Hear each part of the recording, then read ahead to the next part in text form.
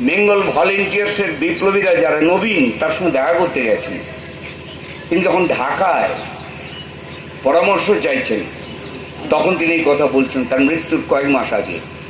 ভারতবর্ষে আজকে বোম দরকার। তিনিও যখন পরিব্রাজক হয়ে ঘুরছিলেন সারা ভারতবর্ষে বিবেকানন্দ, তখন তিনি চেষ্টা করছিলেন একটা বিপ্লবাত্মক বিদ্রোহ রাজাদের জড়ো করে করা যায় কিনা। এই ইতিহাস আমরা চর্চা করি না। ক্ষুদিরাম এমনি এমনি আসেনি।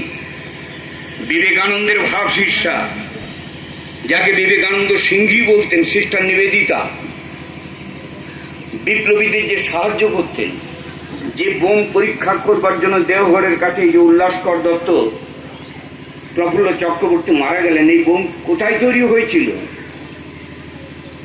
তৈরি হয়েছিল প্রফুল্লচন্দ্র, আচার্য প্রফুল্লচন্দ্রের রসায়নাগারে। জগদীশচন্দ্র প্রফুল্লচন্দ্র পরোক্ষে সাহায্য করতেন। ভাবুন ইন্টেলেকচুয়ালদের রোল কি।